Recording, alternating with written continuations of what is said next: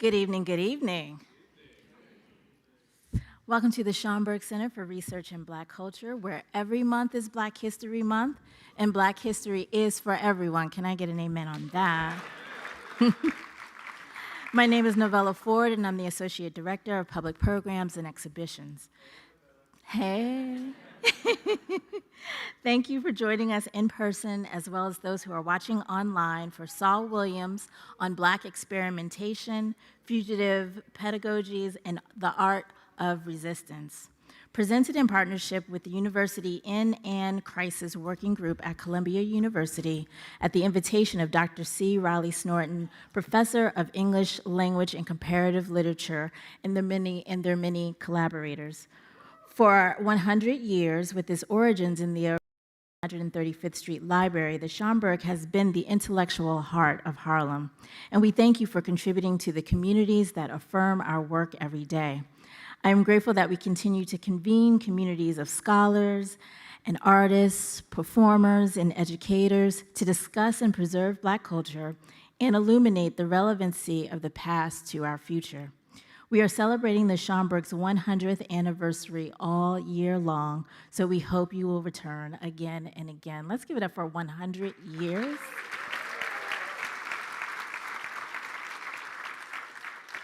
We have nestled tonight's program under our centennial series, Black on Screen, A Century of Radical Visual Culture, which showcases 100 years of local and transnational Black movement work and artistic evolution, bringing together feature films, documentaries, performance recordings, concerts, and talks like this evening's with poet, musician, filmmaker, actor, and intellectual Saul Williams, who will discuss the relationship between aesthetic forms and political education with Dr. Shana Redmond.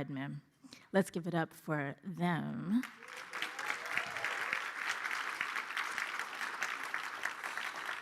Now, I always say this when Saul is both here or whenever I get to be in his presence. So right now happens to be homecoming time for a lot of HBCUs. I did go to Howard University. Go Bison, you know.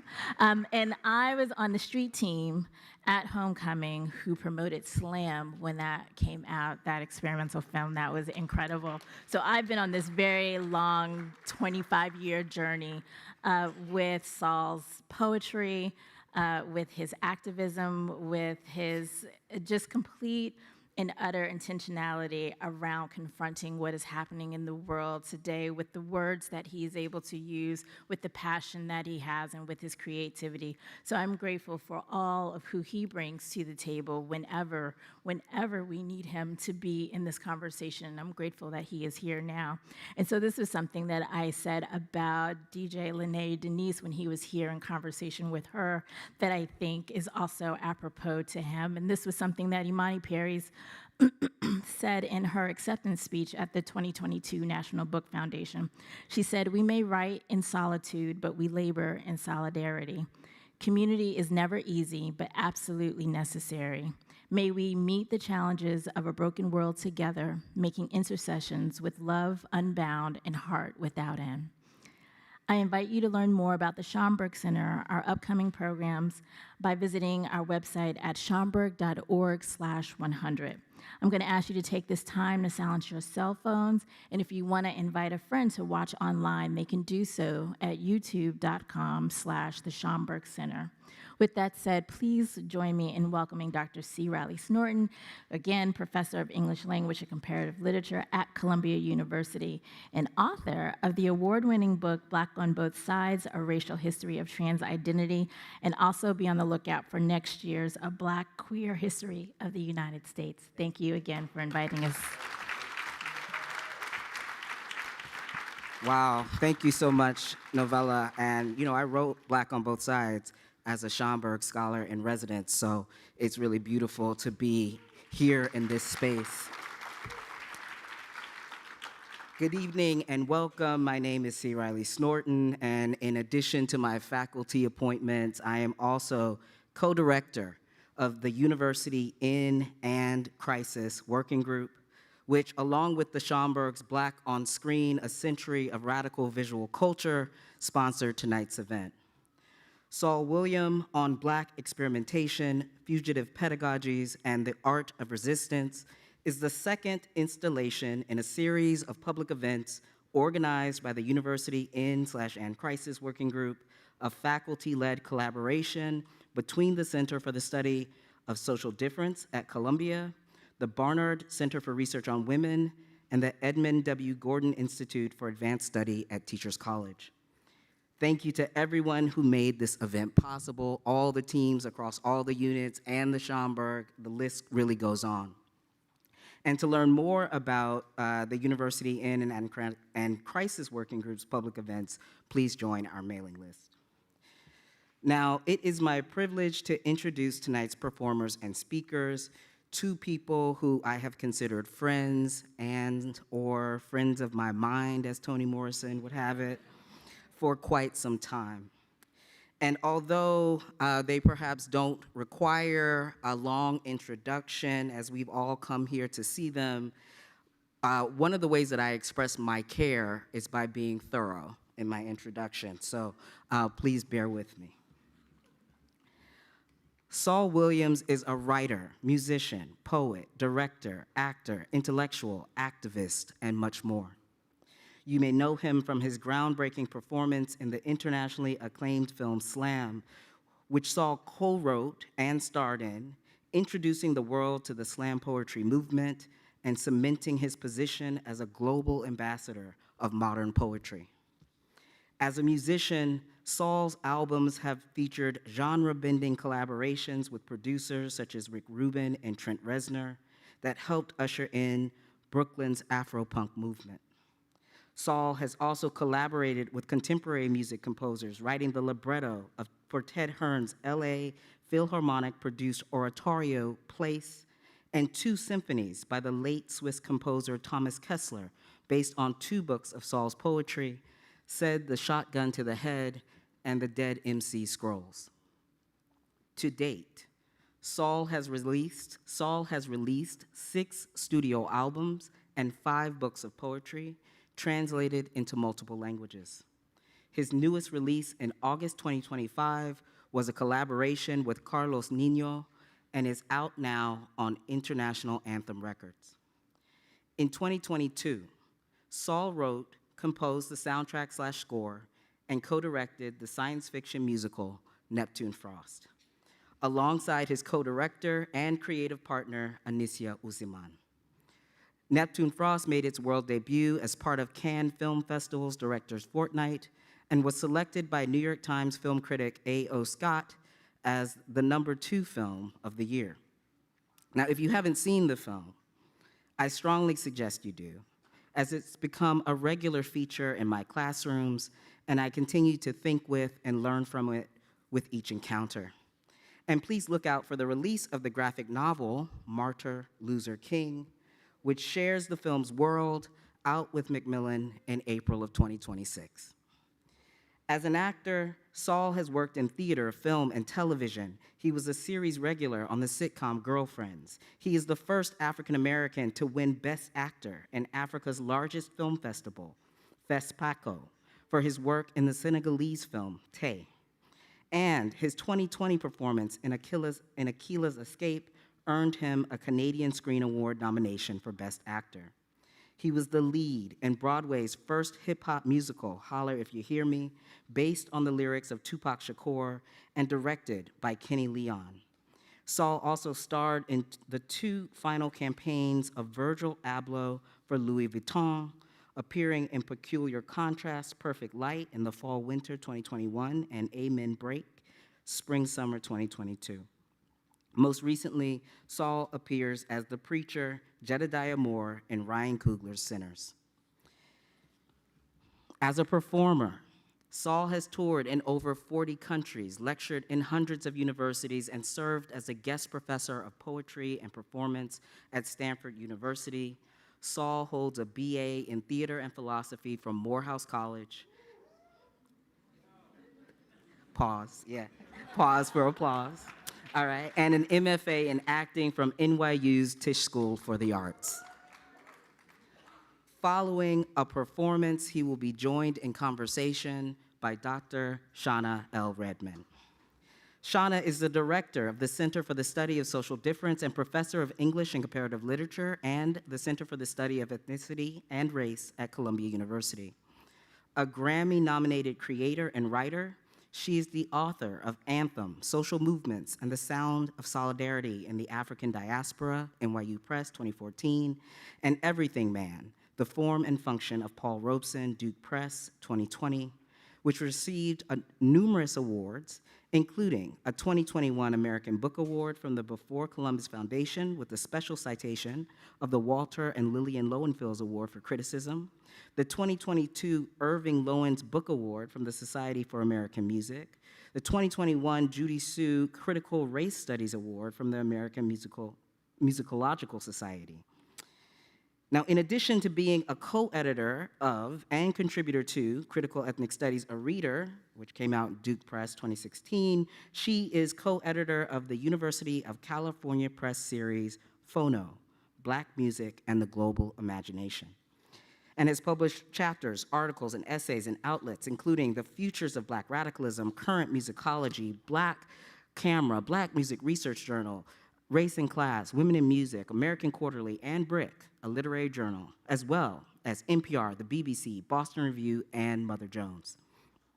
Her work with artists and labels include the critical liner essay to the soundtrack vinyl release for Jordan Peele's film, Us, as well as an annotation to the screenplay from Inventory Books. She has also authored the notes for string quartets, numbers 1 through 12, by Wadada Leo Smith, Nina Simone's You Got to Learn, and the multi-volume Paul Robeson Voice of Freedom. Her current project is a forensic listening to Black life before mourning. The recipient of numerous fellowships and awards, she was also a 2023 Guggenheim Fellow. I feel deeply fortunate to learn from these luminaries in Black art and culture tonight.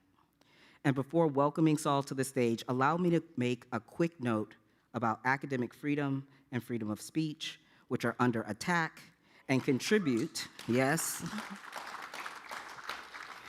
and contribute to the escalation in crises in higher education and other cultural institutions, from the Smithsonian to our public libraries. Tonight's performance and discussion are not reflections of the opinions of any sponsoring institution. However, we affirm our speakers' freedom of expression and ongoing praxis of Black experimentation, fugitive pedagogy, and artful resistance. I ask that you do not personally record tonight's event. I look forward to the conversation that ensues, and please join me in welcoming to the stage Saul Williams.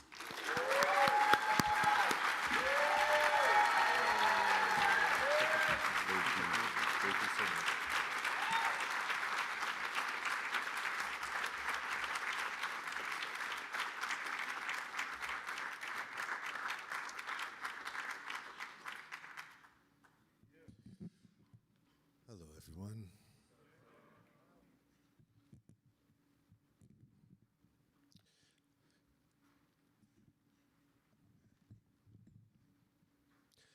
And out of the sun's gates come little girls in dresses of fire, wearing pigtails of braided smoke which stem from their moon-cratered scalps.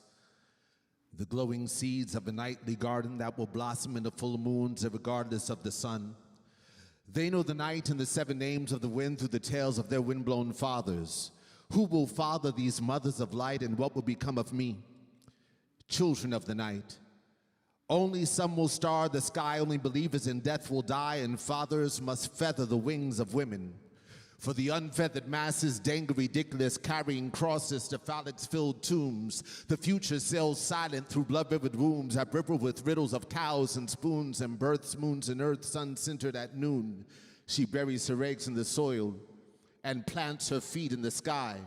Soil sees a circus of carrots and clowns, and minstrel shows our desires, and here I stand, court gesturing infinity, fetal-fisted for revolution, but open hands birth humility. Now, what is the density of an eagleless planet? Must my spine be aligned as proud wings? I'm slouched in the sling steps and Kango with grain reps, but my orbit rainbows Saturn's rings. Mystical, elliptical, presto polaris, karmic flame future in Saturn's and Aries, and now I'm a fish called father, with gills type dizzy, blowing liquid lullabies through the spine of time to tranquilize a nervous system's defeat.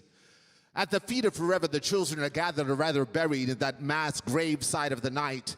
They are the seeds of light planted in the sky, but then nights and skies are meaningless to unearthly eyes. They are our children, playing chess on the sunburnt backs of one-eyed turtles, checkmating a lifetime slow crawl to enlightenment, cashing in the crowning glory for magic and contradiction. The children of fiction, born of semen-filled crosses thrust in Calvary's mound, with memories of Mañana's millennium, the gravity of the pendulum, the inscription of the grail, the rumors of war and famine, diseases and storms of hail. All hail the beginning, behold the winter's end.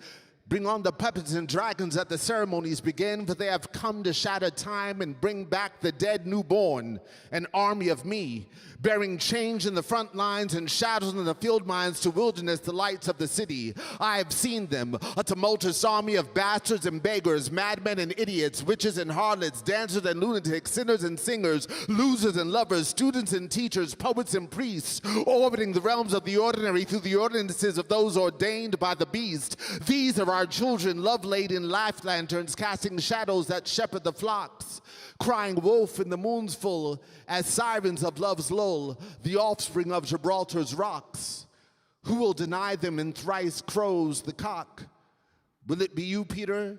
Decked in daymare's denial, masqueraded in matter over mind under trial. Self is a servant to serpents with wings. Three is the beginning of all things. Triangles and rectangle your wings. Let vision blur not your deservings. Pile stones and unearth ancient learnings. See self as the ghost of your servings. If you're serving the Father, there's no son without mother. Parent bodies discover water bodies and drown. Wade me in the water till Atlantis is found. On the seafloors of self I'm starfish and unbound. Heard the name of that mound is Stone Mountain. Underwater volcanoes erupt water fountains of youth, lest his carnal equation cancel out wind and truth. Swirl me beyond sometimes, drench me waterproof. Let eavesdrop forever rain sunsets on my roof as I sit on the front porch of my sanity, deciphering ham bones to Van Gogh this vanity. Oiled egos, canvas and frame to be reborn, unborn, unburied, unnamed. A reflection through a blood-stained glass window of souls gone yellow around the edges. Carbonated dreams and blurred daily lives, but let family bring focus. Out of swamps blossom lotus, the muddy water blue daughters of infinity.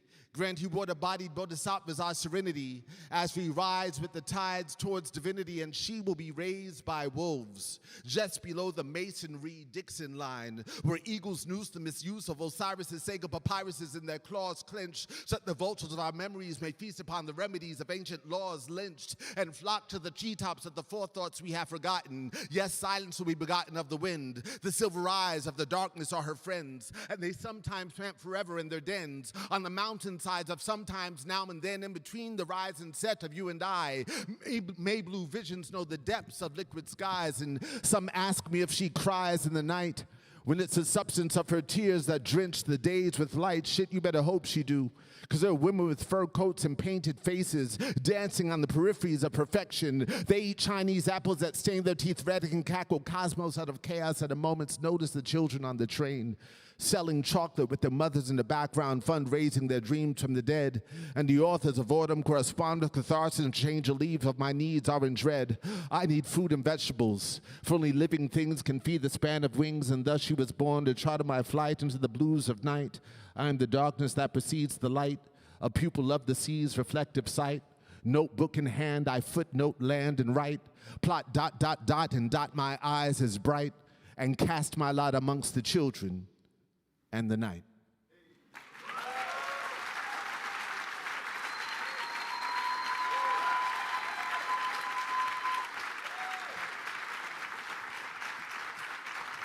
Thank you all so much. That was actually, thank you. That was actually just a test for myself to see if I remembered it. The daughter I was writing about is 29 years old, so it was like, I wrote that before she was born. Fuck. What does that mean?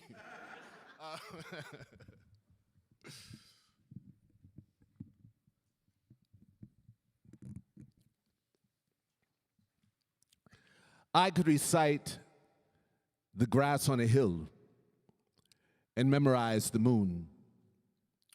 I know the cloud forms of love by heart and have brought tears to the eye of a storm. My memory banks vaults of autumn forests and Amazon river banks, and I've screamed them into sunsets that echo in earthquakes. Shadows have been my spotlight as I monologue the night and dialogue with days, soliloquies of wind and breeze applauded by sun rays. We put language in zoos to observe caged thought and toss peanuts and P-funk at intellect. And motherfuckers think these are metaphors. I speak what I see. All words and worlds are metaphors of me. My life is authored by the moon, footprints written in soil, the fountain pen of Martian men, noveling human toil. And yes, the soil speaks highly of me. When earth seeds root me, poet, tree, and we forest forever.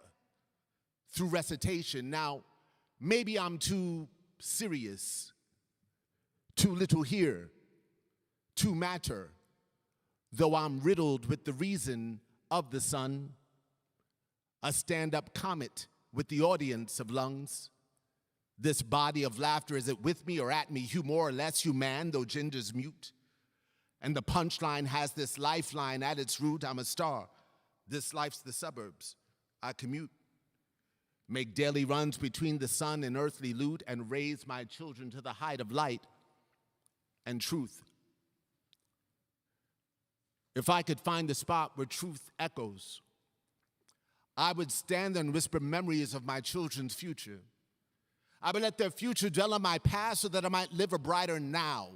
Now is the essence of my domain, and it contains all that was and will be. And I am as I was and will be, because I am and always will be that nigga. I am that nigga. I am that nigga. I am that timeless nigga that swings on pendulums like vines through minds of booby-trapped minds that are enslaved by time. I'm the life that supersedes lifetimes. I am. It was me with serpentine hair and a timeless stare that with a mortal glare to mortal fear in the stone time capsules. They still exist as the walking dead as I do. The original sufferhead, symbol of life and matriarchy, severed head, Medusa. I am. It was me, the ecclesiastical one, that pointed out that there was nothing new under the sun. And through times of laughter and times of tears, so that no times are real times, because all times are fear. The wise seer Solomon, I am. It was me with tattered clothes that made you scatter as you shuffled past me on the street. Yes, you shuffled past me on the street as I stood there conversing with windblown spirits. And I fear it's your loss you didn't stop and talk to me. I could have told you your future as I explained your present, but instead I'm the homeless schizophrenic resent for being aimless, the in-tuned nameless. I am. I am that nigga. I am that nigga. I am that nigga.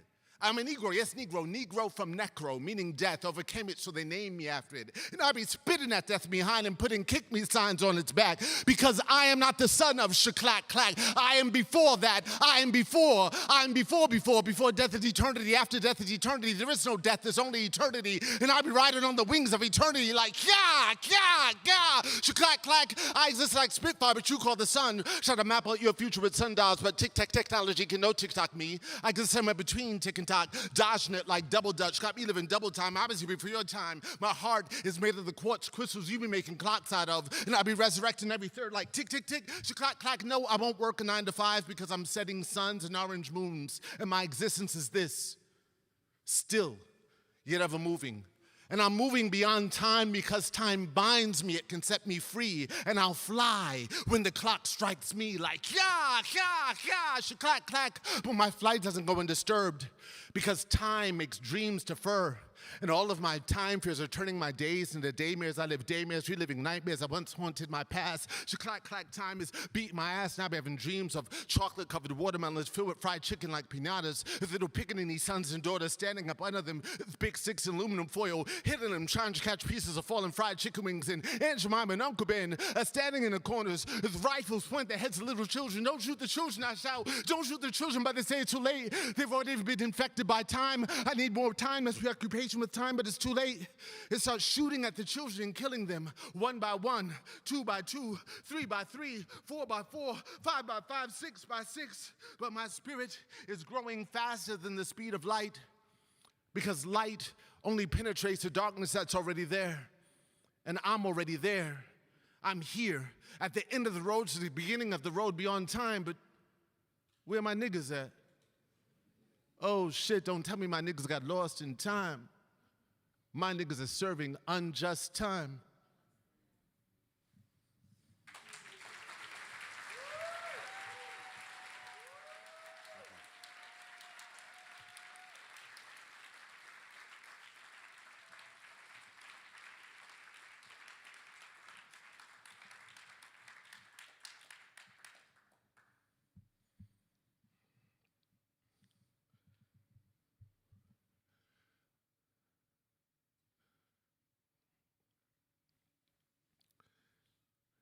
Give myself another test.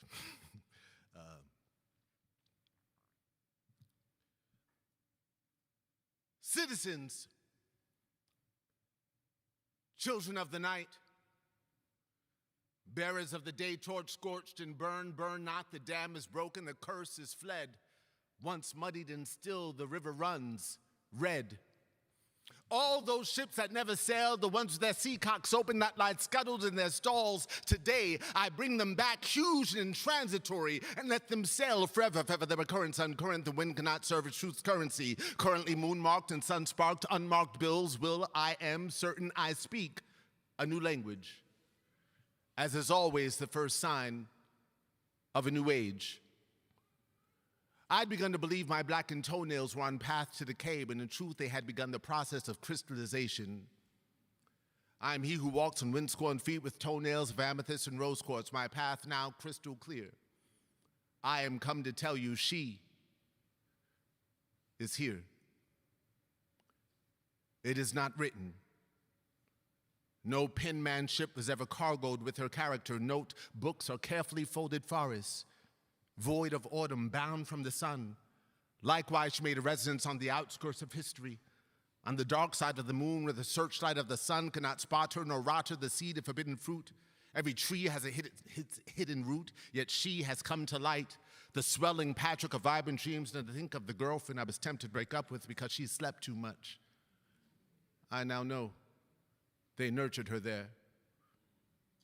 They dreamt in packs, dreamt in cycles, nursed her in shifts, and became her on rotation. Unnamed every time she was named, so that she would not be known even unto herself. Undressed every time she was dressed, so that she would not be recognized as anyone other than herself. They blindfolded her and spun her in circles that she would find her way here by no other means than her intuition. And she has come. I'm a simple, disoriented man in her presence. I wear my loincloth over my eyes and ejaculate too soon. Forgive me, Father, for I have sinned. I prayed to you and cupped the wind, and in doing so, barred her entry into a century.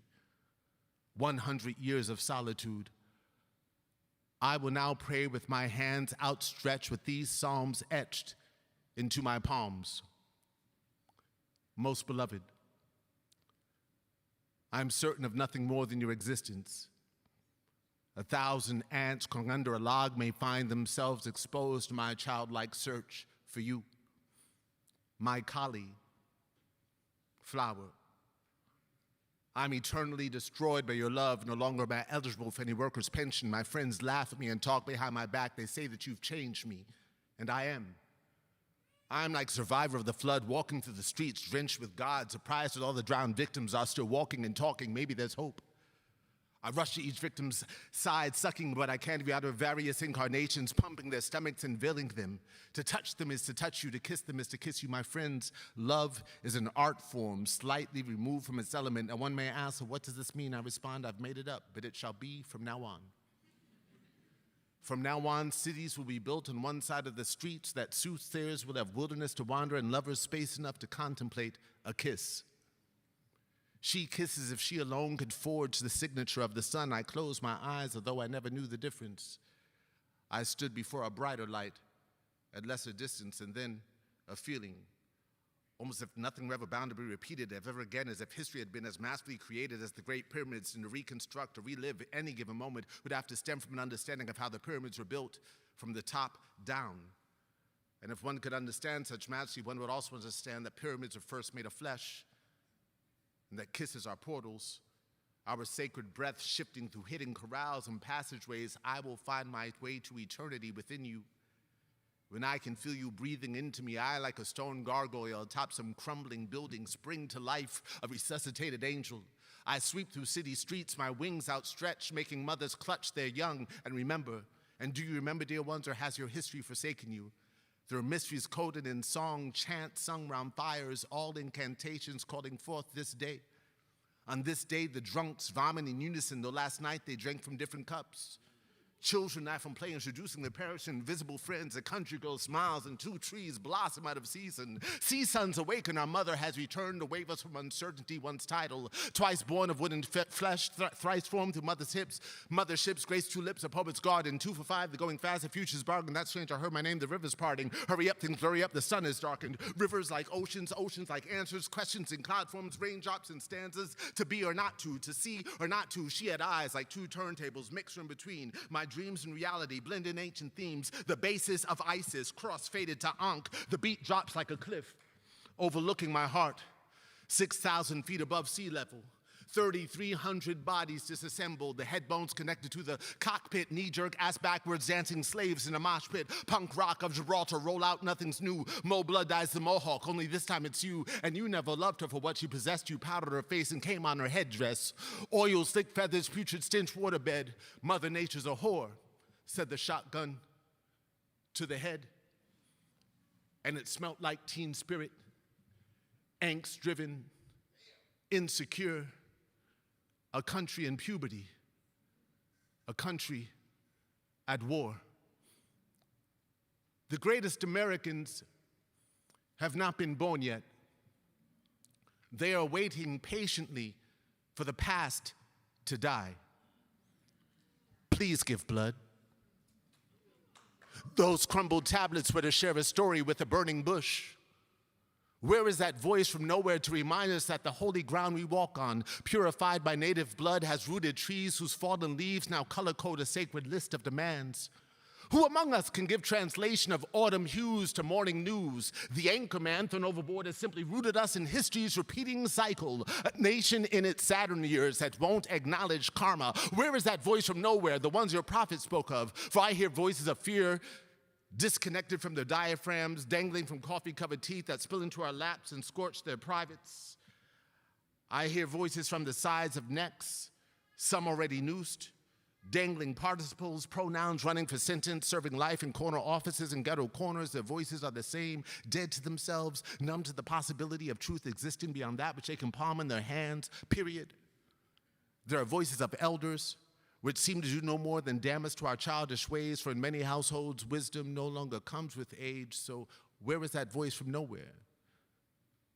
That burning bush, that passing dove. I hear the voices of generals calling for ammunition, presidents calling for arms, and women calling for help. Where is that voice of nowhere?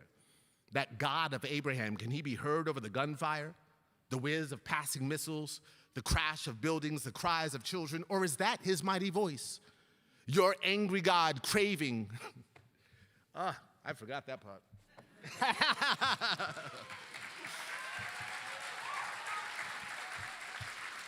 Woo! Here it is, here it is. Your angry God craving the sacrifice of a virgin generation's sons degenerate. Your holy books written in red ink on burning sands. Your prayers between rounds do no more than fasten the fate of your children to the hammered truth of your trigger. A truth that mushrooms its darkened cloud of the rest of us so that we too bear witness to the short-lived fate of a civilization that worships a male God. Your weapons are phallic, all of them.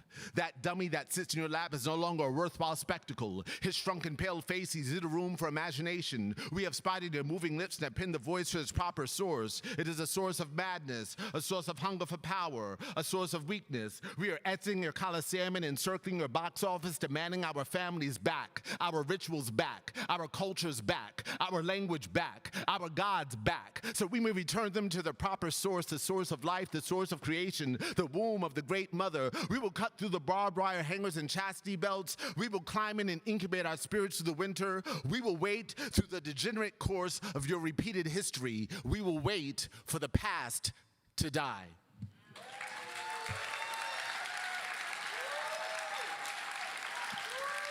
Thank you all.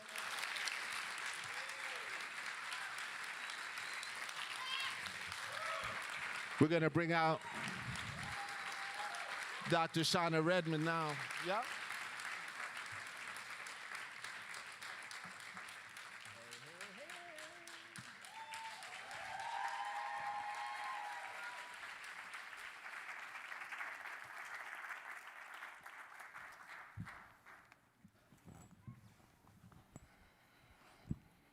Here we are. Here we are. It's my pleasure to welcome you tonight to Black Experiments, Fugitive Pedagogies, and the Art of Resistance. And it's my honor to be in conversation with our beloved, one of the sturdiest trees in our forest, the infinitely hyphenated Saul Williams.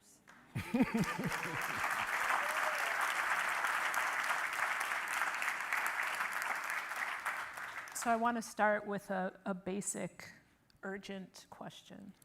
How's your heart? Individually, personally, my heart is wonderful. I'm blessed to feel loved and protected by those closest to me and what have you. So there's that. Obviously, we do not exist as individuals solely, right? We are part of a community, part of a global community, and clearly, in clear response to the horrors, particularly those enacted by this illegitimate nation, have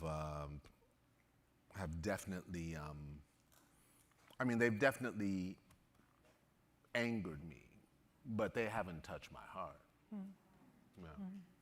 No. And is that an active defense? No, they never had the key.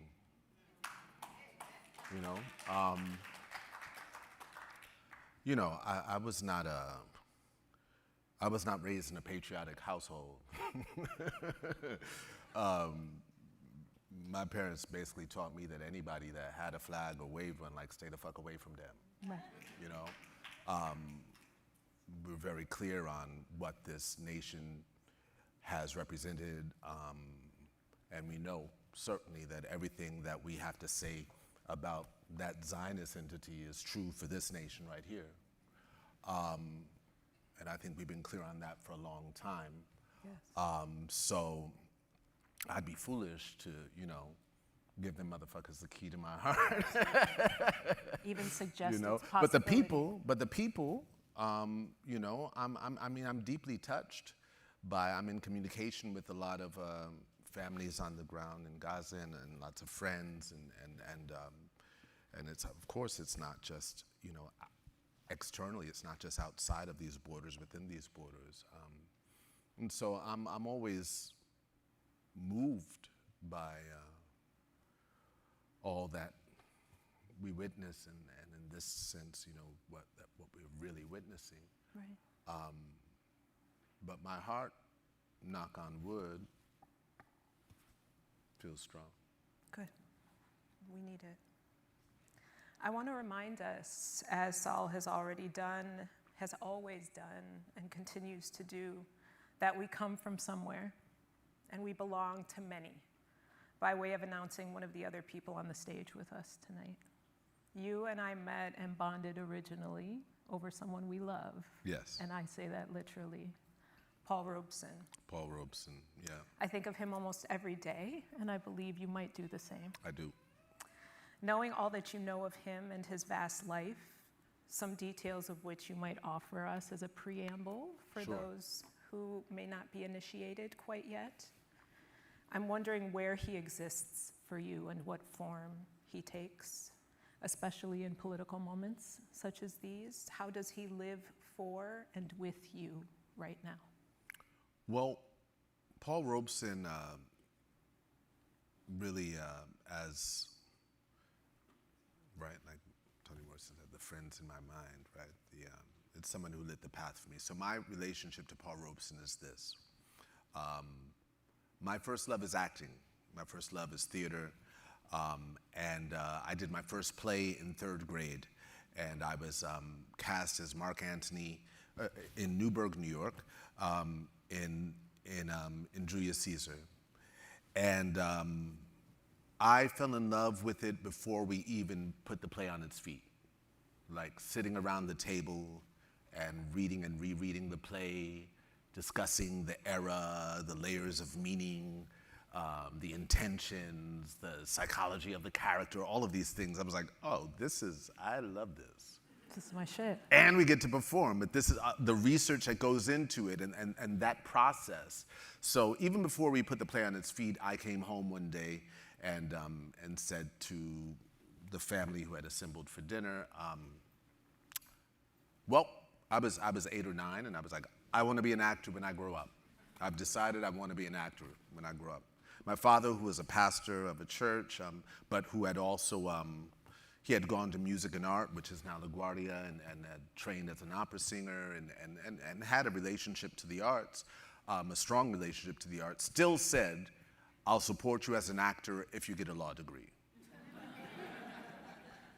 And my mom had an immediate response to his response, which was, oh, so then you should do your next school report on Paul Robeson. He was an actor and a lawyer. And I did. I did my next school report on Paul Robeson, which led me to a series of questions, such as, this is 3rd grade, what is communism? What does it mean to be blacklisted? Artists are blacklisted? Can something you say in a song or in a film qualify as treason?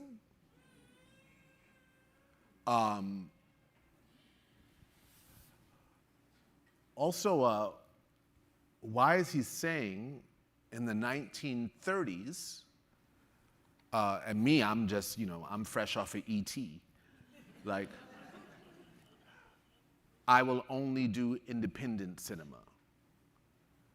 Because, and he's saying, so one, I'm like, what is independent cinema?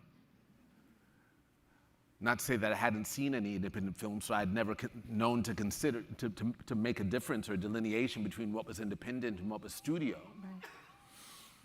And why? And his reasoning behind, as you said earlier, that he boycotted his own films when they left the editing room, and he did not like how they, the statement that they made against his own people. He was like, no, I don't even fuck with that movie. Yeah. Don't go see that film. Don't go see that film. Yeah. And what is this behind the idea of art as propaganda? And all of these things corresponded with what I was already learning. This was before, I'm not even sure if, I know that this is before there was a Dr. King holiday, and I don't think I don't know if the schools, I think it was Black History Week still, But either way, I remember learning during, the workshops that my parents and members of the community put together back then in 3rd grade, this sense of like, they were speaking, of course, they were their peers, so they were very proud when they talked about the Amiri Barakas and the Sonia Sanchez's. These were people their age. So they were, as if it was like, we're doing something too for our generation, And they would say, so they would talk a lot about the Black Arts movement. And they would say, I remember somebody, I don't remember who taught this course in the basement of my dad's church, also at this time, who held up a beautifully carved, like, African spoon, from the continent that was carved. I don't remember what country. And they were like, we could hang this on the wall, but this spoon was carved to serve a function. And that's how we see art. The role of the artist is to serve a function. To serve a function for the community, for Black consciousness, for Black liberation, for the struggle. It's an ongoing struggle, and blah, blah, blah, blah. So all these things were embedded in me via, really, first, my mom making that statement, and and me doing a deep dive on Robeson. So from a very young age, I mean, I was already connecting art with struggle, but Robeson just solidified it for me. So that the idea of, you know, I can't just get excited about being cast in something like, well, what is the story? What is the story telling? Right. You know? Right. So. And knowing that you are complicit in whatever story is launched. Yeah. You're you know? participatory. Exactly. Right. So I didn't feel like it complicated the process for me at all.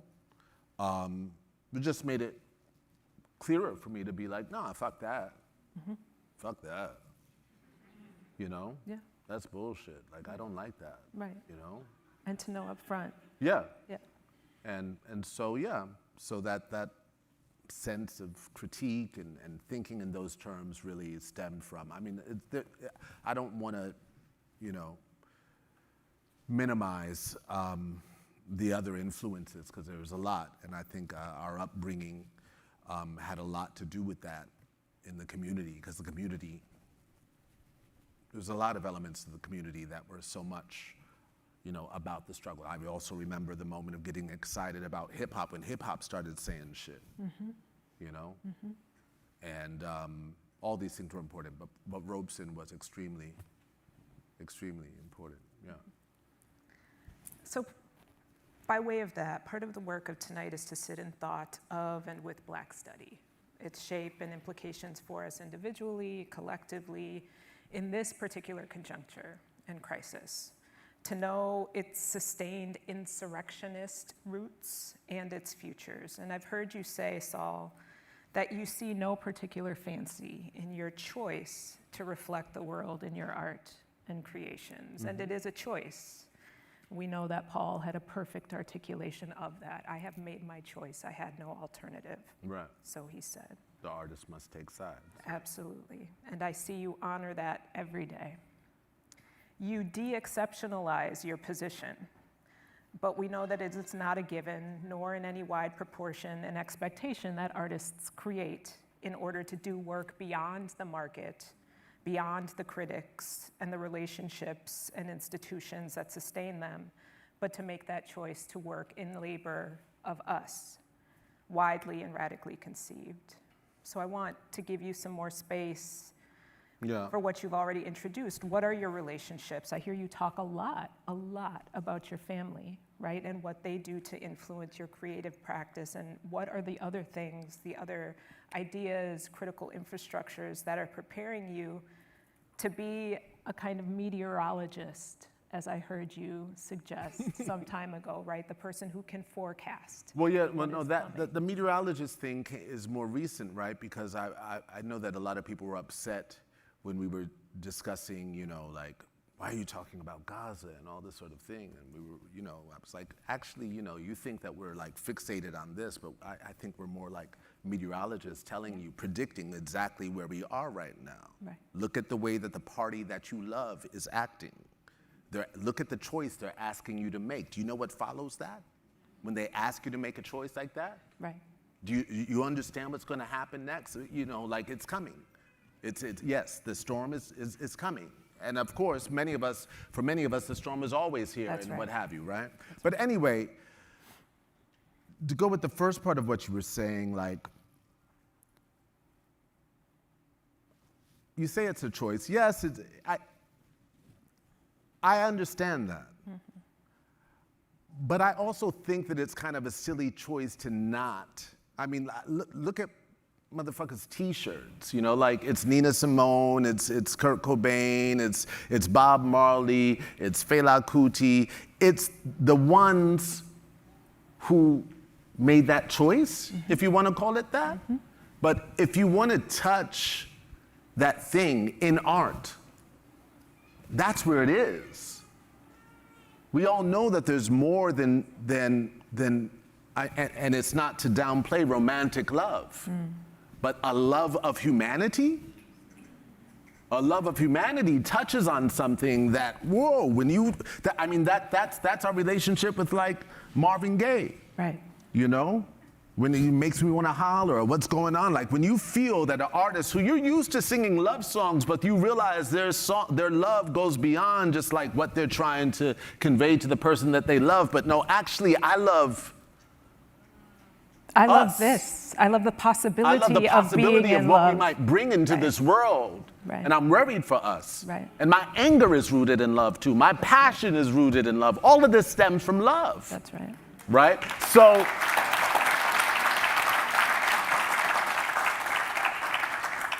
and so I mean I thought of Slam just now because I'm like, it was so important to give love to those then and now incarcerated in the belly of the beast of this system. Right. Right?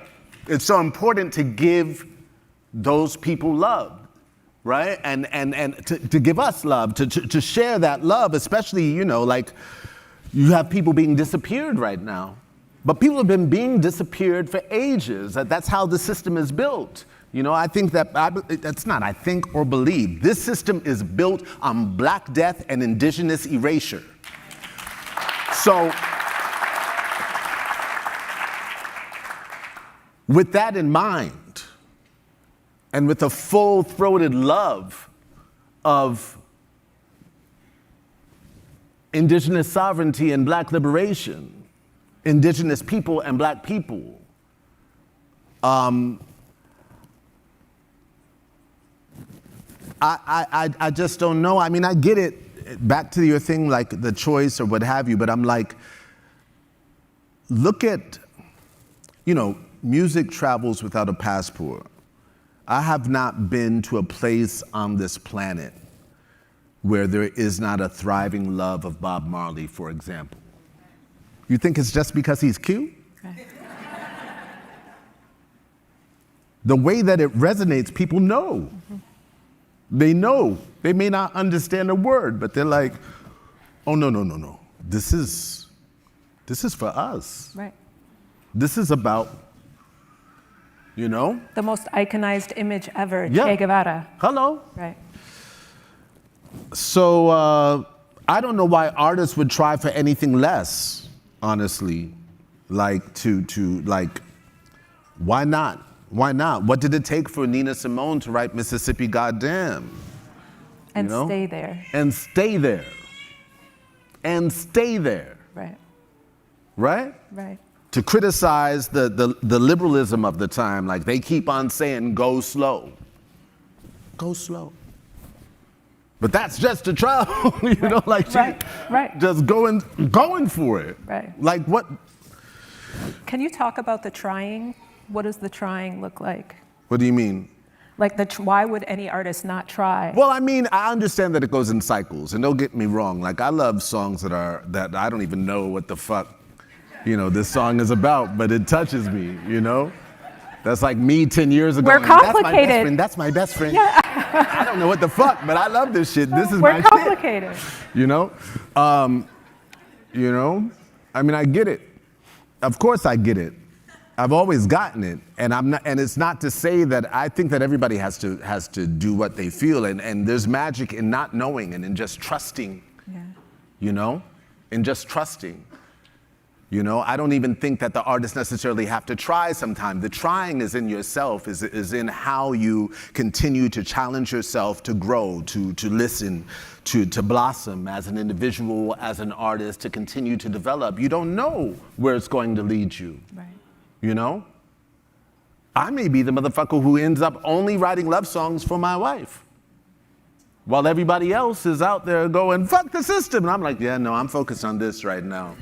You know, like it could go down like that. You don't know where it leads. But I know that I think of like what made me, the first time I cried on the dance floor.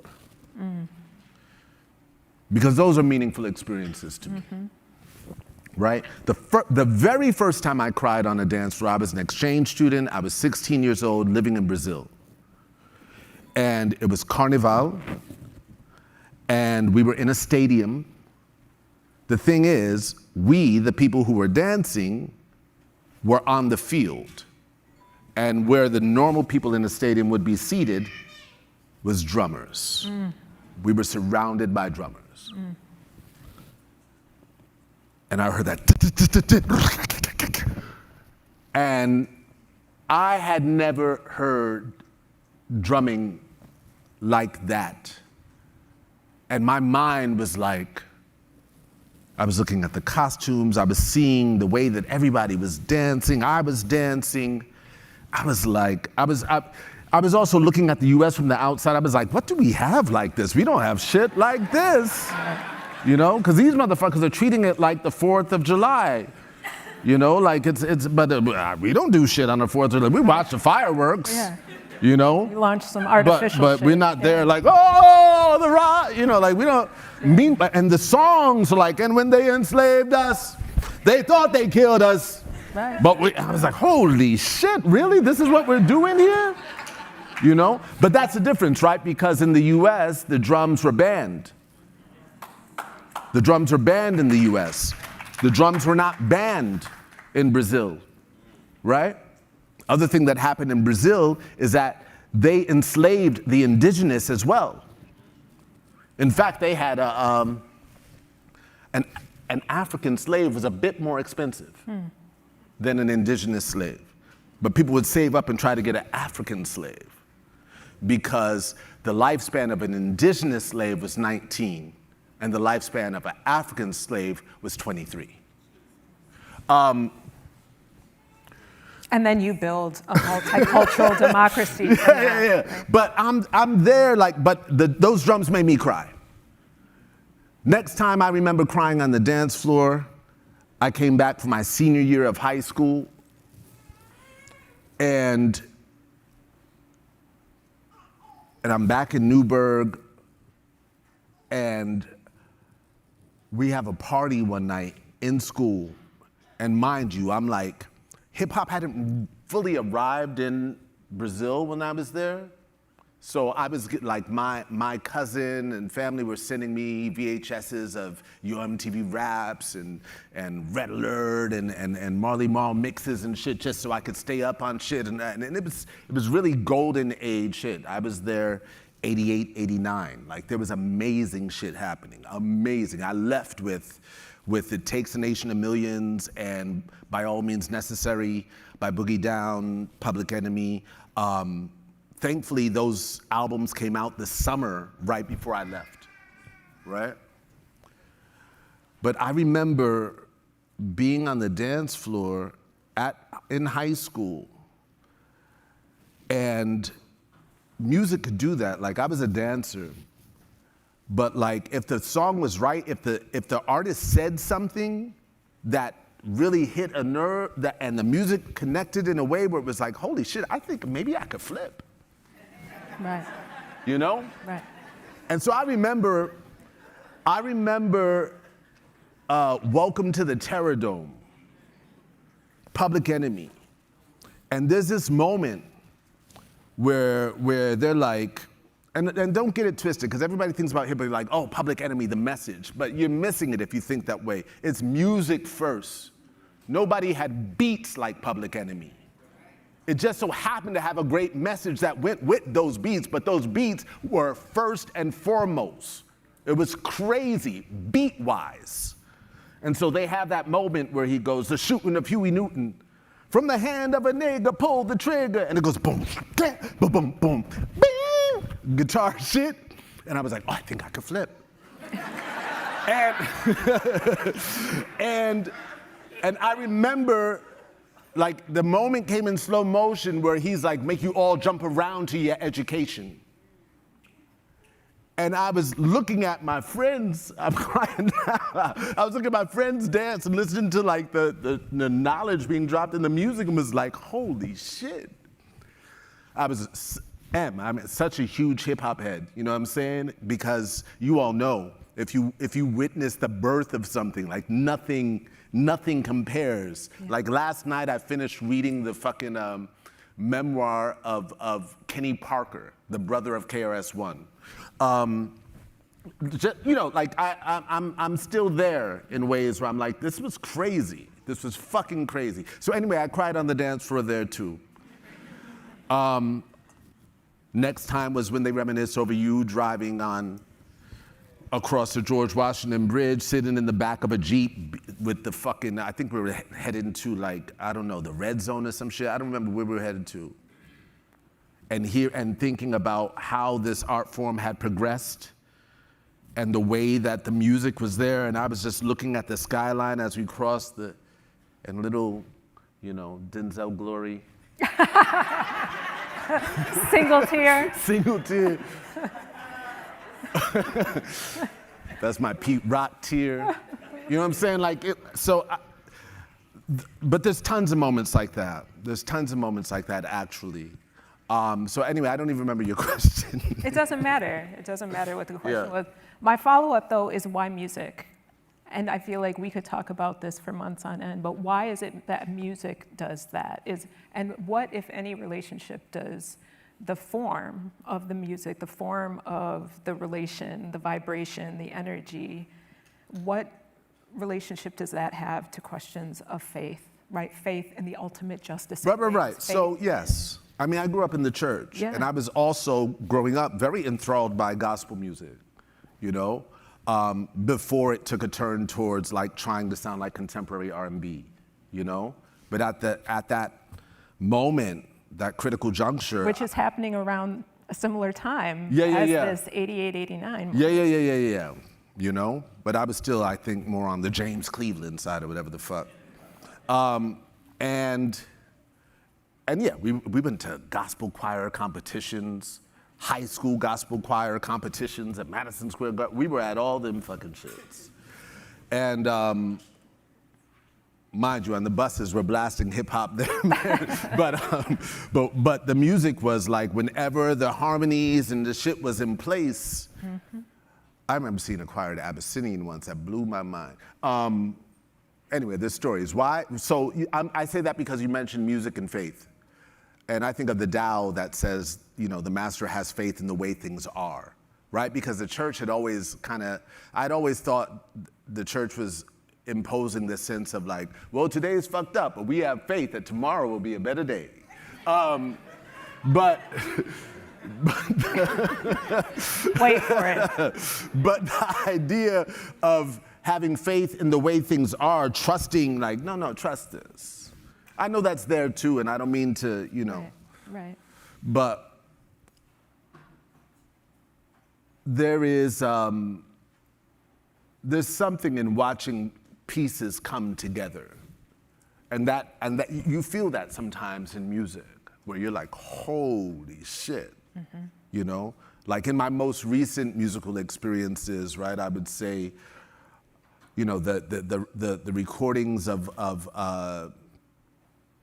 Alice Coltrane and Ashram, those recordings, The World Ecstatic, and all of those things have come out, and you hear her and the choir singing in Sanskrit, and then you hear her on the keys and those flourishes and woo, and it's like, holy shit, this is everything, right?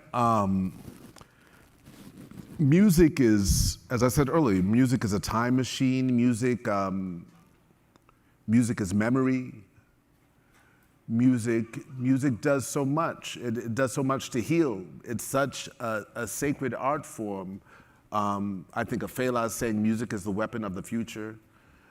I have a playlist that I made last year of all the songs of singers singing about music, Like there's the Minnie Riperton, oh, the sweet delight to sing with all my mind, There's the songs, sometimes that will be like a best motherfucker song, is a song they wrote about music, Right. And yeah, I love songs about music, actually. That sounds like a fly playlist. Yeah, it's fun. But yeah, we could go on and on about the power of music, why music, why music, why music, I'm thinking about it because we're on tour right now with my brother Carlos Nino and my brother Surya. And I know that, like, we've been traveling the country, and I've been kind of just talking, really just talking, a few poems and a lot of talking. But the music has been such a beautiful, way of convening, a ceremony. And we're about to go to Europe. And sooner or later, we're going to land in countries where English is not the first language. And I'm thinking of all the poetry readings I've done in countries where English is not the first language, and how I begin hearing my poems as music, how I relate to them as music. In fact, I relate to a lot of those things as songs, Right. Where I've mapped out, these charts of how it goes, and and I can play with it, but I also like the composition. Right. And when we're in a place where English is not the first language, and I'm not so sure that I can talk so much in between, then I start relating to the poetry as music as well. And I'm certain, it was with slam that I learned that there was no such thing as a language barrier when you speak from a certain place. And I'll never forget that lesson. And that was when we premiered the film at Cannes. And I remember even better premiering in the Czech Republic, at a festival called Karlovy Vary, where it was like 1,600 students, and they all were given headphones when they sat down to watch. The screen was enormous. They all were given headphones, and there was someone translating the film live with a microphone in the back as the film went. And whenever they would get to a poem, the translator would just go, "Poesia."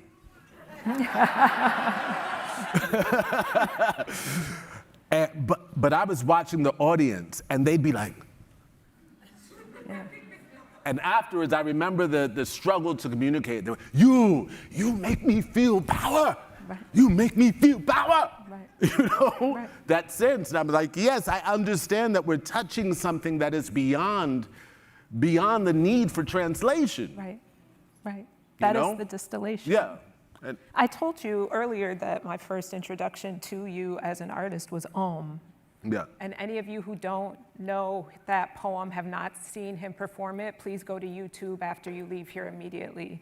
Because Om is precisely that. It's like, I saw that and I said, who the fuck is that? So that's a funny, I know you may have a question, but I want to interject just to say, because I remember that era of being at the Brooklyn Moon Cafe, Fulton Ave, Fort Greene, and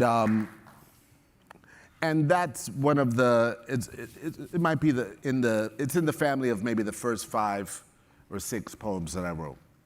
But by that time, I had befriended Yassine Bey and all of these characters, Mums the Schemer, Jessica Caramore,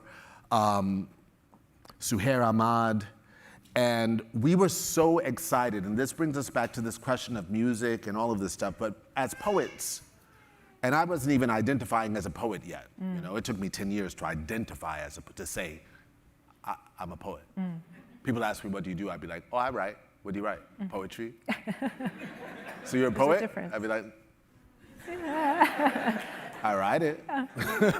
But it felt too much of an honorific to, it seemed arrogant to refer to myself as a poet. Like you had to earn it. Yeah, like I had to earn it, exactly. So anyway, I do remember standing outside of the Brooklyn Moon for this particular reason, because one day Yassine was like, yo, he was working on a poem. And we would do that. We would just say, yo, I got this one. So he started talking about New World Water. He was like, New World Water, yo, check it out. I don't have it all yet. And I was like, yo, I have one. I haven't finished it yet, but it starts like this. Through meditation, I program my heart to beat through meditation, I program my heart to beat break beats and hum bass lines and exhalation. And they were like, yo! I don't know. That's what I did. It's gonna be dope. It's gonna be dope. Amazing. No, I mean, but that's exactly it, right? Yeah. That kind of cadence, the mapping, the composition, right? This is a score that you're performing for people. Yeah. So the fact that the language falls away, Yeah. and I think it matters that it's a European audience too, right? Who's used to a certain kind of compositional form in their music making and things like that too. But yeah, I mean, the great thing about that is if when you do dig in, there's something to dig into, right, right? Right. And so being mindful of that as well, right.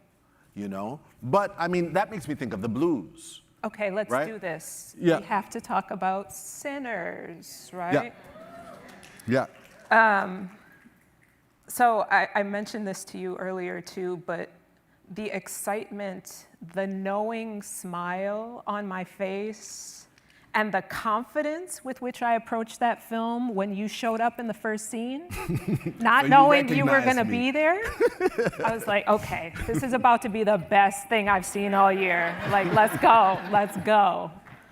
Talk to us about Sinners. Talk to us about the blues, because again, this question of form, Yeah. the question of what the music does, what does it tell us? Like, there are so many stories, so many ways of being and knowing in Yeah. that film delivered via this form.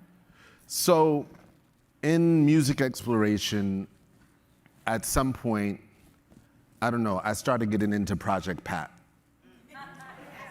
And A natural place to start Yeah. for a conversation Yeah. about the blues. the blues. Yeah. And a lot of my New York friends was like, really, yo? And I was like, no. I was like, but I don't understand what they're saying. I was like, do we need to? Right.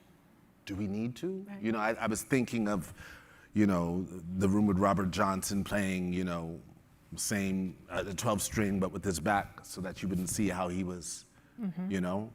I was thinking of all the, even if it's showing up in the names, like Lil this, Lil that, like that whole thing that started popping out of the South of young so-and-so and Lil so-and-so was very blues oriented. And then the drawl, like as a New Yorker, I got very excited when rappers started rapping with their own accent instead of imitating ours, right?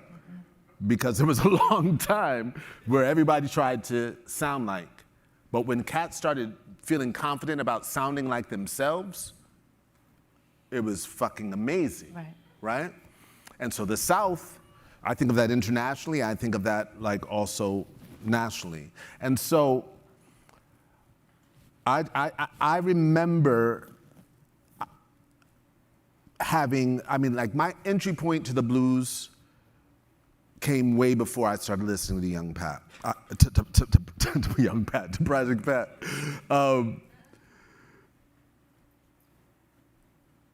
And that, like anything else, it was theater. It was theater. It was always directors who were like this, you know, directors that would say, we're using this song, da-da-da, and we'd go deep dive in that artist and be like, oh shit, this is amazing, you know? And learning about that music in the context of whatever story we were telling and all of this was always really helpful. I say that to say, you know, I didn't grow up in a household where my parents were necessarily listening to the blues. Although I grew up in the church, and there was a lot of old people in that church, and the way that they sang, Right. like as soon as I heard the blues, I was like, oh, I get it, you know, you know, like, yeah. So anyway, I point that out only because the Project Pat thing, only because it's like I know that Ryan, from what he told me, was deeply moved and hurt by the death of young Dolph. And it was Dolph's murder that he said kind of led him on this journey, which I think is an interesting sort of trajectory because, you know, he had been following him, he was really vibing with his music and what have you. And as a result of his death, he kind of didn't want to hear hip hop for a minute.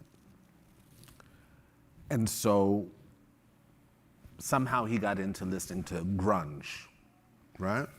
Stuff, so the Nirvana, the Black Hole Sun, you know, and all of the fucking Chris Cornell, all that shit. Yeah. Which are interesting wormholes. Like I'm down with all of that shit. And I felt it as soon as I heard Teen Spirit, for example, I was like, that is correct. Whatever that is correct. But by listening to grunge and feeling whatever that was, it ended up just leading him to the blues and communicating with his uncle, and it basically led him back to Dolph, because he understood the connection between the fact that essentially a lot of these Southern rappers, their drawl and their relationship to the music has a lot in relationship to blues music itself. Of course, all of our music does. Jazz is one of the children of the blues. Right. So it's really one of the roots of our experience, you know. And so, what can I say? What can I say? What do you want to know? I mean, No, because I'm thinking about, connections between spirituals and the blues and all this stuff. well, tell me about being party to the telling of that story, right? And how did you receive it? Because you were mentioning earlier some to us about having read the script and then seeing it on the screen and. So one of the funniest shits to me about that film is that when we shot it, when they sent me the script, and up until like a month before it came out, it was called Grilled Cheese, which was, so, because when my manager wrote me like, yo, so Sinners, we got a release date for Sinners, I was like, what the fuck is Sinners? Am I crazy? I did a movie? Like, and when is Grilled Cheese coming out? But they had made up this crazy name to to protect it from anybody learning about it. So like checking into the hotel, like I'm here with Grilled Cheese, all of this. But anyway, when I read Grilled Cheese,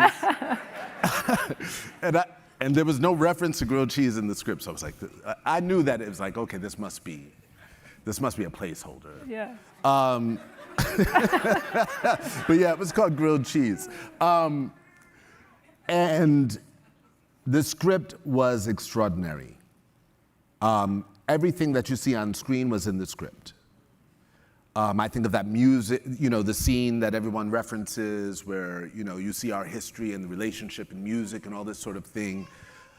The way that was written into the script, like everything that's on the page was on the screen.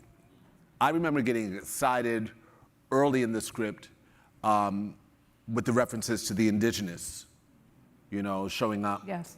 And all of that. And then getting excited with homegirl going across the street from one general store to the other, and I was like, oh, this is accurate. This is fucking crazy. This is gonna look, like all of these things felt great to read. Yeah.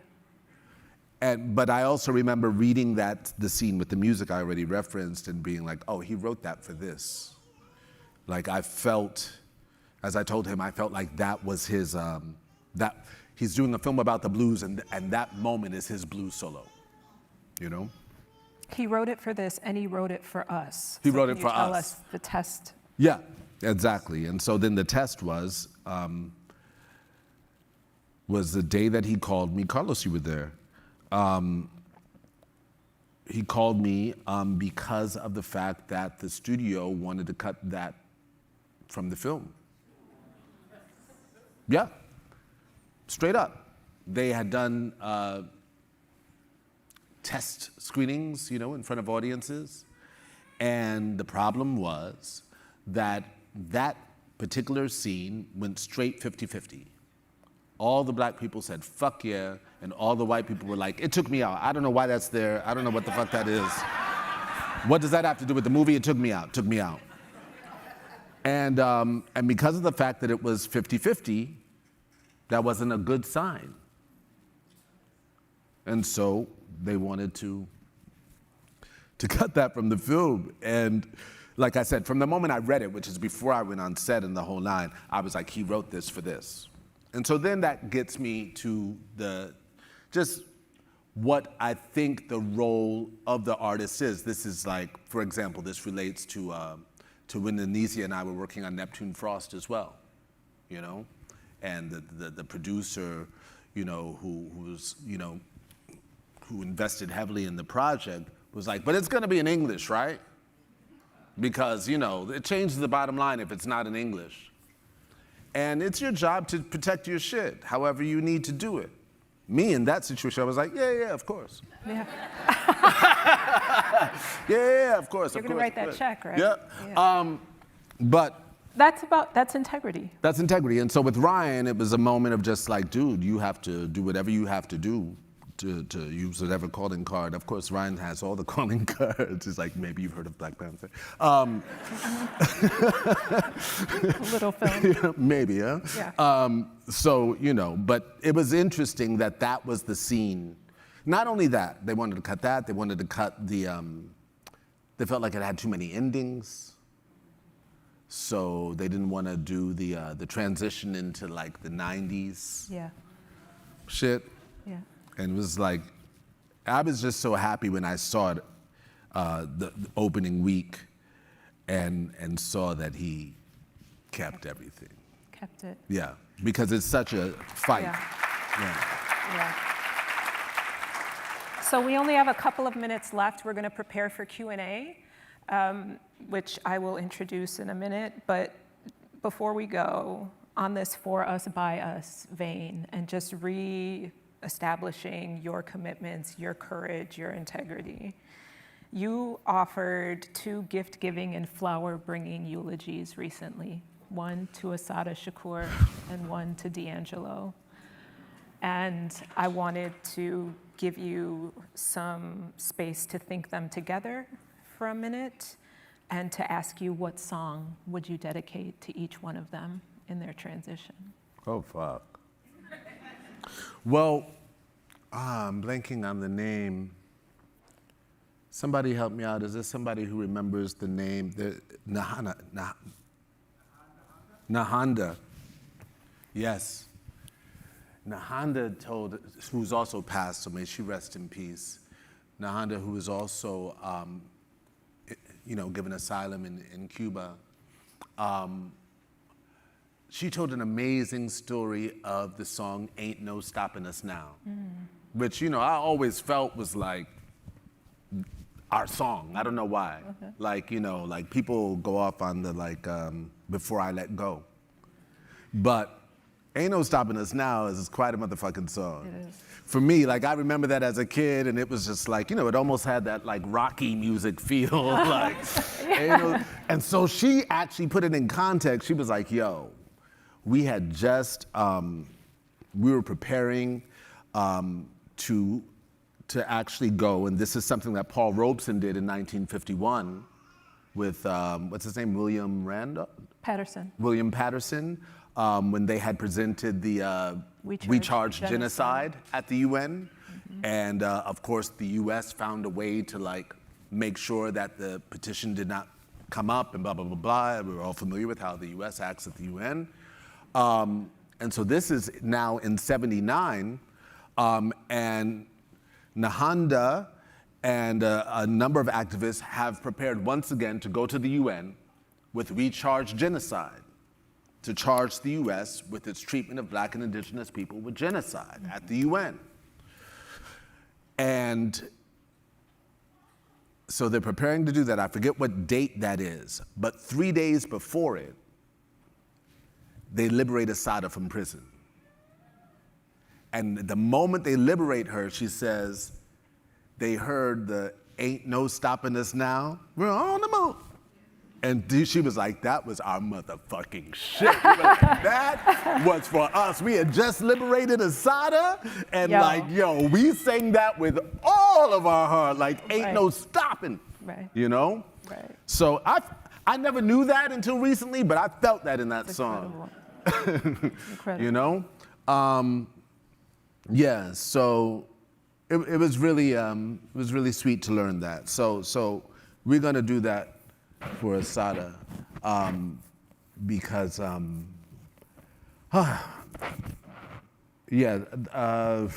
don't even know where to start with Assata. It's just clearly what she has symbolized and taught so many of us. And it's funny because there's still a lot of motherfuckers in this country who don't know who Assata is. Mm-hmm. Which is to say they don't know their own fucking history, That's why they be looking at ICE and being like, that is un-American. I'm like, no, that's very American. Yeah. It's very American. You know? Right?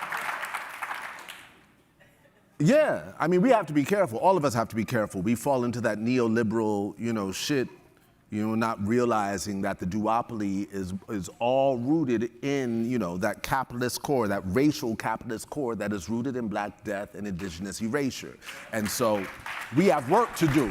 We have work to do, and Assata understood that we have fucking work to do. We can't just sit back and go, I mean, I don't want to call motherfuckers by name, but like like motherfuckers like Hakeem Jeffries, like, are you fucking kidding me?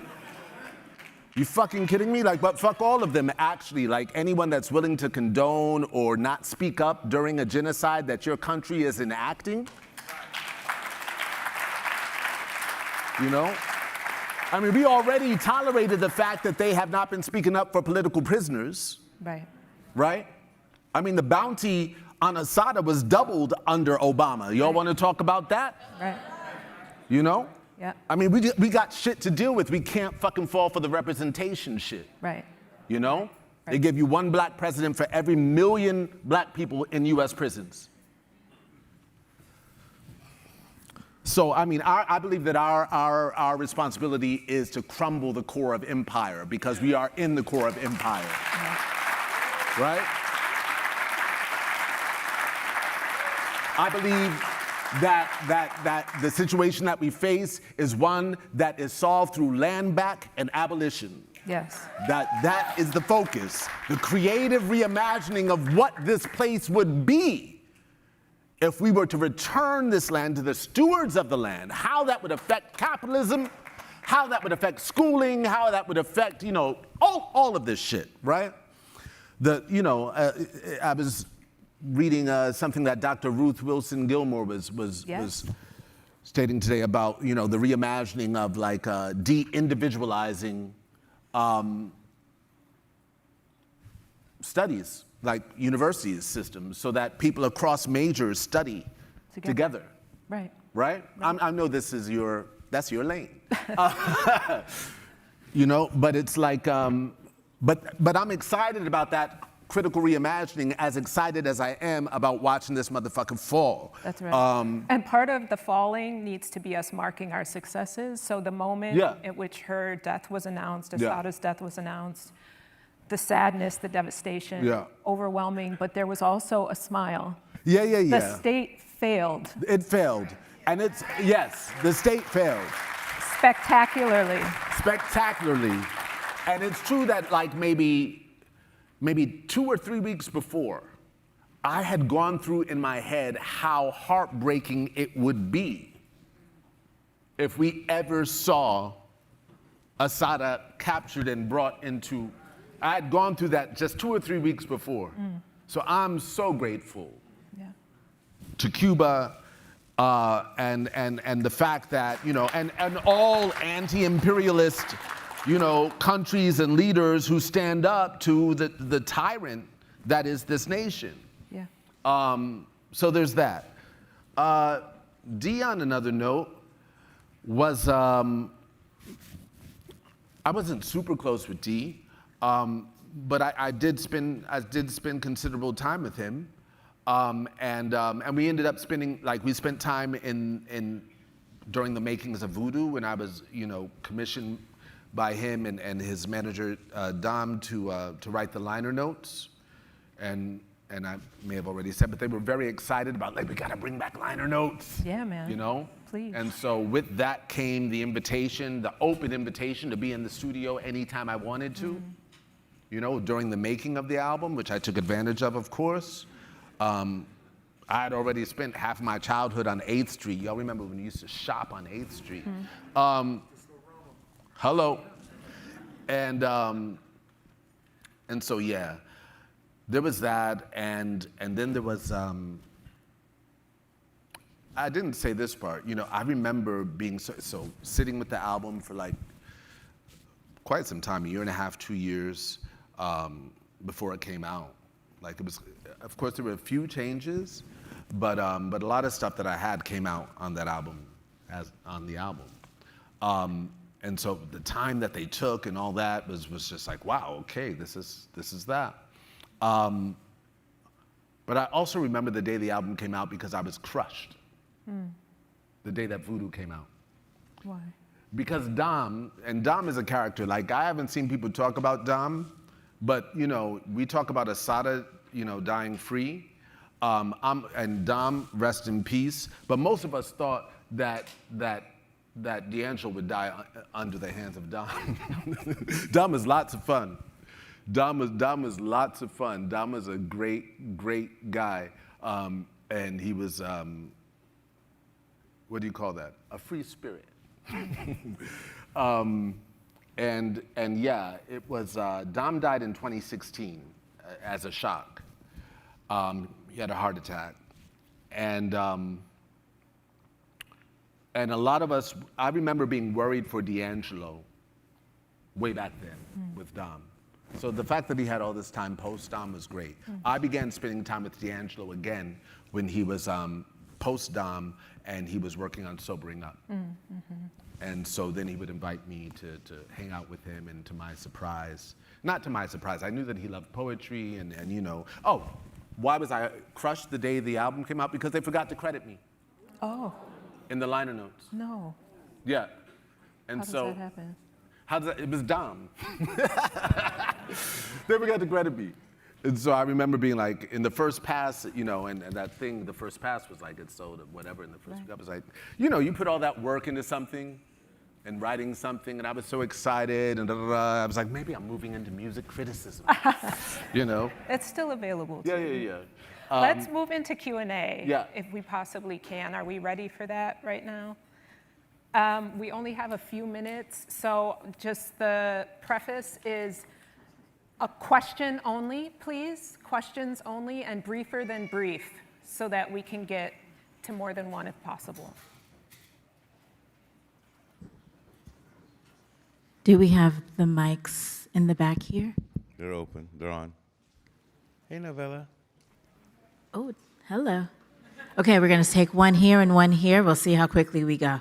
Good evening. My name is Sage Gellin. I'm an artist. Sage, Saul, it's so good to see you again, brother. I remember the first time I saw you was at right after Slam had come out. I wanted to ask you about your process in terms of preparation for your films.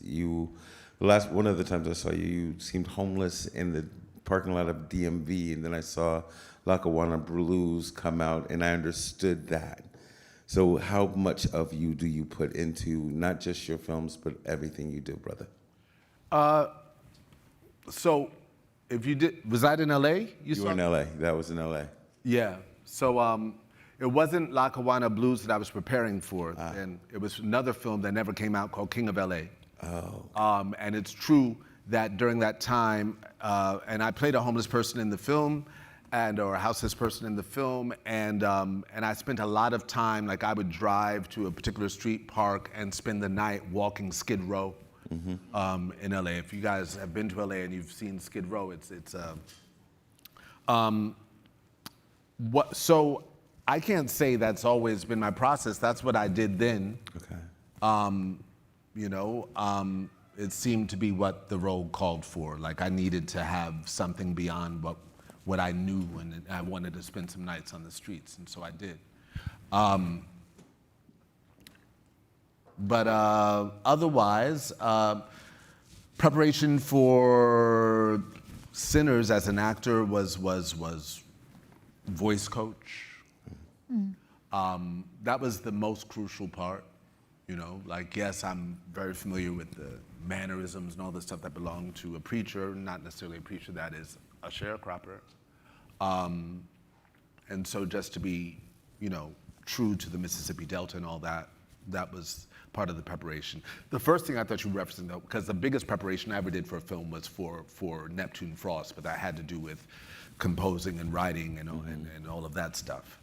But yeah, otherwise for performance-wise, it really depends on what the thing calls for. Thank you. 29 years old, brother.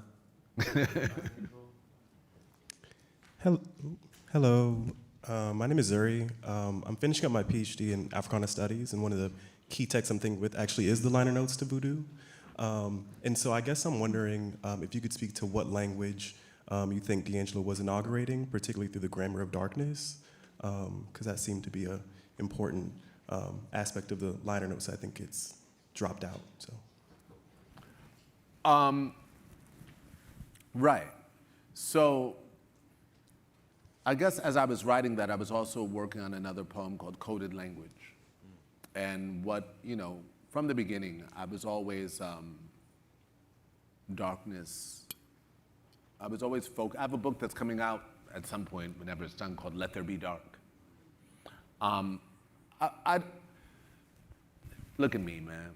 I never liked when people were like, describing something that's evil or whatever, and be like, that's so dark. To me, it always hit me. Black, the stock market crashed, I'm black, so-and-so, all of that shit. It always hit me personally. Even to this day, tons of people will be like talking about dark humor or whatever. Like, oh my God, that's so dark. I'm like, I can't really fuck with it. So I've always played with and worked with this idea of dark and its relationship to mystery. Like even, like white people would describe Clark Gable as tall, dark, and handsome, right?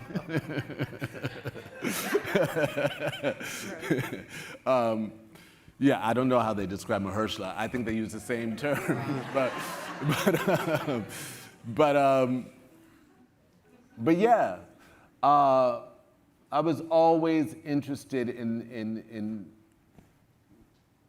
the darkness, not afraid of the dark, investing in the dark, understanding the things that are nurtured in the dark, whether that's seeds and sprouts or wonderful music or any of this. So I don't know if I'm answering your question. Yeah, I think for me it just seems really pertinent right now when we think about like Netanyahu describing Palestinians as like children of darkness. Right. Like the dark continent, in the way that even in 2000 the liner notes are really like leaning into an idea that's repressed, disavowed. So yeah. I don't fuck with that. When I hear dark, I hear powerful. Right. Yeah. That's what hits me. Mm-hmm. I think of it in those terms. And so, and of course, the politics of language is hardcore. That's oftentimes how they get us, And so I'm also mindful of that, like to not fall into those ways of associating darkness with, And for me, it couldn't be, because it was the same shit used to describe me. So it's like, no, dark is good. Good things happen in the dark, Thank you. Meanwhile, they're killing these motherfuckers in broad daylight. Right. So. Yeah. Thank you. We're going to have one last question. Damn. Hello. My goodness. Okay, it sounds like you can all hear me. My name is Shana Redmond. I'm a poet and multidisciplinary performance artist living up by the Bronx at the moment. And my question is centered around disability and neurodivergence, especially within the Black community. Just where I'm coming from with this question is we are still in the midst of a mass disabling event in the terms of the coronavirus in this country and globally, as well as many disabling genocides taking place across the globe. I think this generation of children in Gaza is reporting some of the largest numbers of prosthetic users and kneaders that we have ever seen. In particular, the culture of our dear city is one that is particularly unfriendly to people who have disabilities. And I would say that includes the neurodivergent. And I just want to say, where do you see those people, and where do you see us making space for the continuation, of space for those people in those bodies as we continue to think about Black experimentation, fugitive pedagogies, and resistance, because it's something that is at the forefront of my mind at all times. Yeah. As someone who has been disabled by COVID, and long before that, by the racism and hatred of this country. So I'm just wondering, like, where do you see a true diversity of bodies, space being made for that? Because I think that, you know, you talked about where imperialism fails. Imperialism, capitalism also fail when we uphold and make space for those people who cannot participate in it. And we have to do that, right? Yeah. I'll let you speak now. Thank you so much for that question. So, one of the things that excites me when I say that, think of abolition in terms of, you know, the creative reimagining of our spaces, of community, of our schools, of education, of penal codes, of everything, of how we live and how we operate. Of course, it includes, you know, the questions of, you know, yes, you're right. I think it's, I mean, we don't have to talk about the largest cohort of amputees, right, that are in Gaza right now, which is a present reality. But like, as you mentioned, I mean, I think that the disabled community has always been with us. You know, they are in our families, they are in our churches, they're in our schools, they're always, you know, been a part of us. And so I think that the process of people sort of, it's kind of like the, I mean, one, I think of it like most things in language, right? Of how important it is to kind of disentangle our, how we think about, how we speak about, not only ourselves, but of course, how we reference, you know, the community at large, how we make space for. All of these things, I think, is a part of the creative reimagining of society as we would like to see it. And I think that when we hold that vision and work towards it, you know, I mean, this is the thing that pisses me off. You mentioned colonialism and imperialism and all of these things that are so rooted in the core of empire here. I do think that I grew up with a sort of anticipation. Maybe if in some way I bought into a sense of progress for a second, like, oh, we're getting there. This is getting interesting, you know? And what's crazy is that I've seen these things happen, right? I remember being in Brazil. I was actually in the favelas in Brazil on October 7th, 2023.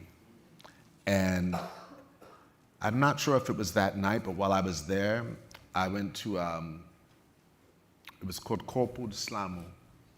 It was called Body Slam. It was a poetry slam. But all of the poets were deaf, so all of the poems were in sign language. And this brings us back to that thing of like, yes, you know, we were able to hear, you know, translations of what was being said, but it was unnecessary, oftentimes as well.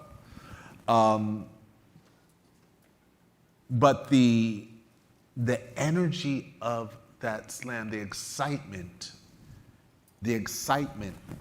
and I'm speaking of the audience, but of course of the poets as well. All of these things are ways in which we envision, like, oh yeah, we need more of this, we need more of this, we need to be considering this. We are not going to progress societally unless we do take all of this into account. So I'm with you 1,000,000%. That being said,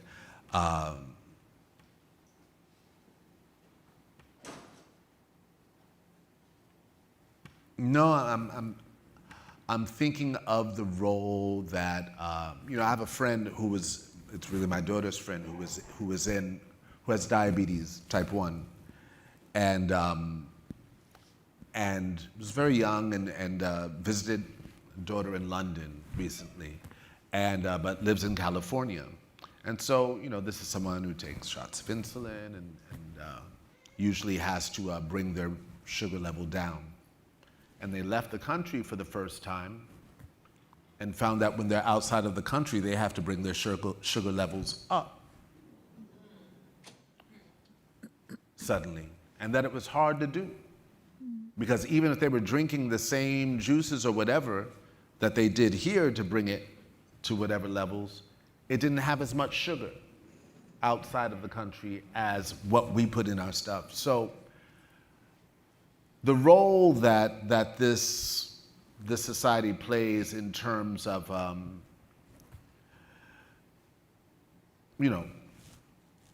the effect that it has on and this is something that is related to diet, but of course there are things that are of course connected to how we were born and genetics and all these sort of things, and these are all things that we have a lot to do to get past our sort of eugenesis, the roots of how this society has operated, and it's deeply embedded. I mean, it's so embedded in the system. I was reading something about how they tried to characterize anarchists through measuring their skulls, and this is where a criminal Code. Criminology is born. It's all eugenesis, all of it. So yeah, there's a lot that has to be broken down for us to be able to reimagine how to approach these in a way that is completely inclusive of all of us in all of our shapes, sizes, and realities that we face. So. Thank you, Saul. Yeah. Thank you, everyone who asked the question.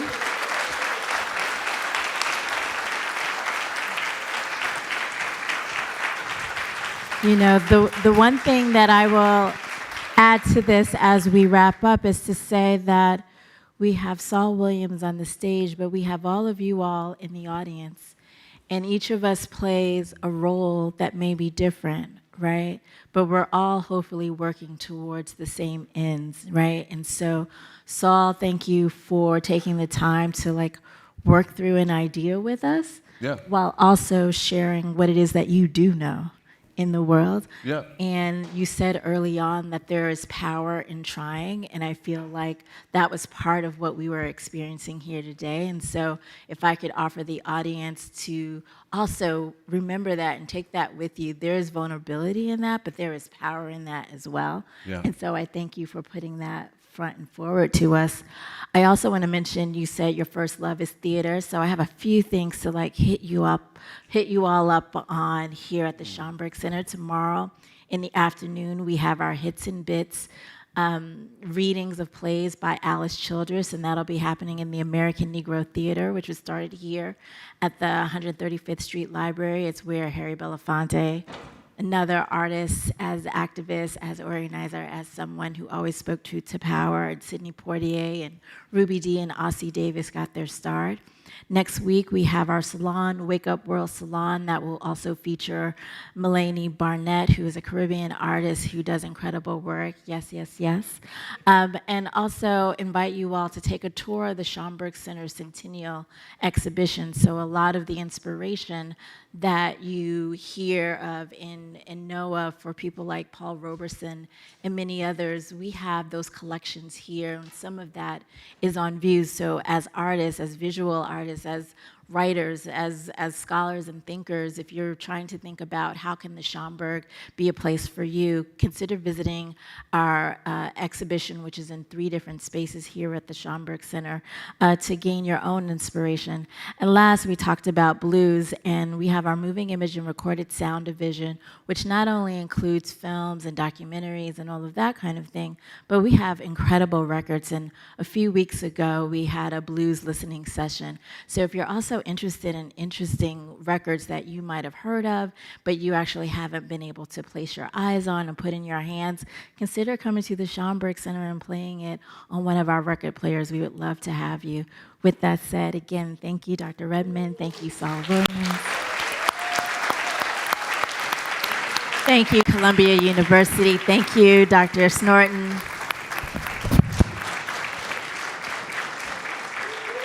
Please carry these conversations with you, and we look forward to seeing you again soon.